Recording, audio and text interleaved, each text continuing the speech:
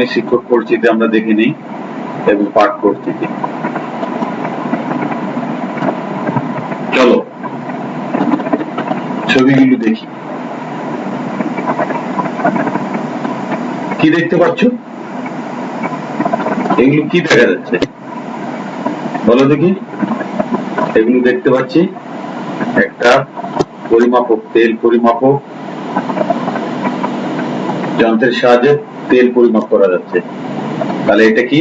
এটা তেল। এরপর কি দেখছি আমরা? এটা দেখতে পাচ্ছি একটা গ্যাসের চুলা, চুলাতে কি করছে? আগুন জ্বলতেছে।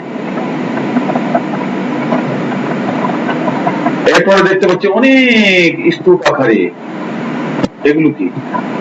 স্তূপ আকারে, এগুলোকে আমরা বলবো কয়লা। তাহলে আমরা এখানে গ্যাসের চুলা, তেল, এখানে খনি থেকে প্রাকৃতিক গ্যাস উত্তোলন করা হচ্ছে এবং কয়লা। এইগুলোকে সব মিলে আমরা কি বলতে পারি বলো দেখি? এগুলোকে সব মিলে বলতে পারি আমরা খনিজ সম্পদ ও জীবাশ্ম। তাহলে আজকের পাঠ খনিজ সম্পদ ও জীবাশ্ম। বুঝতে পারছো? এবার আমরা লক্ষ্য করি এখানে তোমরা কি কি শিখতে পাবে। এখানে শিখতে পাবে, দেখো, জীবাশ্ম জ্বালানি কি তা ব্যাখ্যা করতে পারবে। পেট্রোলিয়ামকে জৈব যৌগের মিশ্রণ হিসেবে ব্যাখ্যা করতে পারবে তোমরা। আর পেট্রোলিয়ামের ব্যবহার ব্যাখ্যা করতে পারবে। এখন আমরা জীবাশ্ম জ্বালানি দেখবো। এটা কি? কয়লা। এটা কি? তেল। এটা হলো প্রাকৃতিক গ্যাস। তাহলে আমরা দেখতে পাচ্ছি এখানে মৃত উদ্ভিদ ও প্রাণীর 200 মিলিয়ন বা তার চেয়ে বেশি বছর মাটির নিচে থেকে উচ্চ তাপ ও চাপে কয়লা ও প্রাকৃতিক গ্যাস বা খনিজ তেলে পরিণত হয় বলে এগুলিকে জীবাশ্ম জ্বালানি বলে। তাহলে জীবাশ্ম জ্বালানি কাকে বলে? মৃত উদ্ভিদ ও প্রাণী 200 মিলিয়ন বা তার চেয়ে বেশি বছর মাটির নিচে থেকে উচ্চ তাপ ও চাপে কয়লা, প্রাকৃতিক গ্যাস বা খনিজ তেলে পরিণত হয় বলে এগুলিকে জীবাশ্ম জ্বালানি বলে। বুঝতে পারছো তোমরা? তাহলে আমরা পরবর্তীতে চলে যাই। তো কোকটা কি? খনি থেকে আহরিত কয়লাকে তাপ দিলে বিভিন্ন উদয় যৌগ গ্যাস হিসাবে নির্গত হয়। গ্যাস নির্গত হওয়ার পর প্রাপ্ত অবশেষকে কোক বলে। এখানে একটা জিনিস আমরা নতুন পাইছি, এই জায়গায় দেখো কি, এটা উদাই। তোমরা আগের ক্লাসে জেনে গেছো যে উদয় পদার্থ, যে পদার্থকে তাপ দিলে সরাসরি তরল না হলে বাষ্পে পরিণত হয়। যে কঠিন পদার্থকে তাপ দিলে সরাসরি তরল না হয়ে কঠিন পদার্থ পরিণত হয় তাকে বলা হয়, বাষ্পে পরিণত হয় তাকে বলা হয় উদয় পদার্থ। তাহলে এখানে খনি থেকে আহরিত কয়লাকে তাপ দিলে বিভিন্ন উদয় যৌগ গ্যাস হিসাবে নির্গত হয়। গ্যাস নির্গত হওয়ার পর প্রাপ্ত অবশেষকে কোক বলা হয়। তাহলে কোন কঠিন পদার্থকে আমরা যদি তাপ দিই তাহলে ওটা উদয় পদার্থ, উদয় যৌগ গ্যাস হিসেবে নির্গত হবে এবং অবশিষ্ট যেটা থাকবে সেটাকে বলবো আমরা কয়লা বা কোক। আশা করি বুঝতে পারছো। আমরা পরবর্তীতে চলে আসি পেট্রোলিয়াম। পেট্রোলিয়াম দুইটি শব্দের সমন্বয়ে গঠিত। পেট্রোলিয়াম একটি শব্দ। পেট্রোলিয়াম শব্দটি আসলে একটা ল্যাটিন শব্দ। এটি তৈরি হয়েছে পেট্রো ও অলিয়াম মিলে। পেট্রো অলিয়াম দুটি শব্দ মিলে পেট্রোলিয়াম তৈরি হয়েছে। ল্যাটিন ভাষায় পেট্রো শব্দের অর্থ পাথর এবং অলিয়াম শব্দের অর্থ হলো তেল। সুতরাং পেট্রোলিয়াম হলো পাথুরে তেল, অর্থাৎ পাথরের মধ্যে সঞ্চিত তেল। বোঝা গেছে? এখানে আমরা দেখতে পাচ্ছি পেট্রোলিয়াম। দেখো এই জায়গায় দেখো, পাথরের মধ্যে এই তেলগুলো সঞ্চিত থাকে। এগুলো আমরা বিভিন্ন কাজে ব্যবহার করে থাকি। ঠিক আছে বন্ধুরা? এক পর্যায়ে আমরা দেখতে পাচ্ছি তরল সোনা। কি সোনা দেখতে পাচ্ছি? তরল সোনা। অশোধিত তেল বা পেট্রোলিয়াম বা মূলত কার্বন, হাইড্রোকার্বন ও অন্যান্য যৌগের মিশ্রণকে তরল সোনা বলে। তাহলে অশোধিত তেল বা পেট্রোলিয়াম, হাইড্রোকার্বন যৌগের মিশ্রণ, সেটাই হলো সোনা, তরল সোনা। এবার আমরা যত প্রকার হাইড্রোকার্বন আছে, এই হাইড্রোকার্বন বা পেট্রোলিয়ামের আংশিক পাতন আমরা দেখবো আর কি। এই পেট্রোলিয়াম যৌগগুলোর নাম এখানে প্রথমে দেখো, এই যে নাম, এর স্ফুটনাঙ্ক, কার্বনের সংখ্যা, শতকরা পরিমাণ এবং ব্যবহার দেখবো।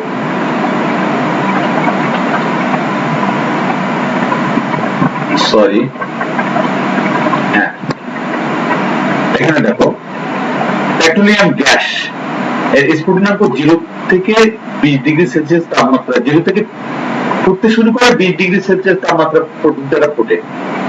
যে সকল হাইড্রোকার্বন, মানে কার্বন এবং হাইড্রোজেনের সমন্বয় যৌগের মধ্যে যে সকল হাইড্রোকার্বন যৌগের 1 থেকে 4 এর মধ্যে কার্বন সংখ্যা আছে, দেখো এখানে 1 থেকে 4, মানে CH, এটাকে হাইড্রোকার্বন বলা হয়। CXHY মানে CXX মানে 1 2 3 4 5 এটসেট্রা এটসেট্রা, অনেক সংখ্যা হতে পারে। আর Y হলো HY, Y এর মান 1 2 3 4 5। এখন আমরা কার্বনের সংখ্যাকে এখানে কাউন্ট করব, কার্বন 1 থেকে 4 এর মধ্যে, সেটাকে বলবো আমরা পেট্রোলিয়াম গ্যাস। এর শতকরা পরিমাণ 2%।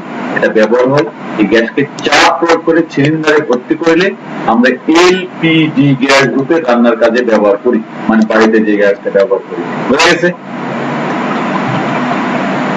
এখন হলো পেট্রোল বা গ্যাসোলিন।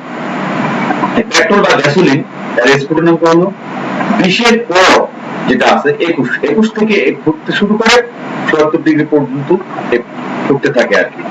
এর কার্বন সংখ্যা আমরা পেট্রোলিয়াম গ্যাসে পাইলাম 1 থেকে 4, আর 5 থেকে কার্বন শুরু হলো, তাহলে 5 থেকে 10 এর মধ্যে এটাকে বলবো আমরা পেট্রোলিয়াম। তাহলে তোমরা আগের ক্লাসে জেনেছো যে CH4, তাহলে C মানে কার্বন সংখ্যা 1, H4 আমরা হাইড্রোজেনকে কাউন্ট করব না, তাহলে কার্বন সংখ্যা 1 মানে এটাকে তাহলে অবশ্যই পেট্রোলিয়াম গ্যাস আমরা বলবো। এখন যদি বলি C5H, তাহলে এটা কি বলবো? এখানে আমরা হাইড্রোজেনের সংখ্যাকে কাউন্ট করব না, শুধু কার্বনের সংখ্যাকে কাউন্ট করব। C5, তাহলে 5 মানে পেন্টা, 5 কে পেন্টা বলা হয়, তাহলে এটাকে বলবো আমরা পেন্টেন। তাহলে পেন্টেন জাতীয় যেগুলো যৌগ সেগুলো হলো পেট্রোল গ্যাসোলিন। তাহলে আমরা গাড়িতে ব্যবহার করি অকটেন, তাহলে অকটেনও এক প্রকার পেট্রোল গ্যাসোলিন। এটা প্রকৃতিতে পাওয়া যায়, এই পেট্রোল গ্যাসোলিনটা প্রকৃতিতে পাওয়া যায় 5%। এটা যানবাহনের জ্বালানি হিসেবে আমরা ব্যবহার করি। শিক্ষার্থী বন্ধুরা, তোমরা বুঝতে পারছো নিশ্চয়। এরপর আমরা ন্যাপথা নিয়ে আলোচনা করব।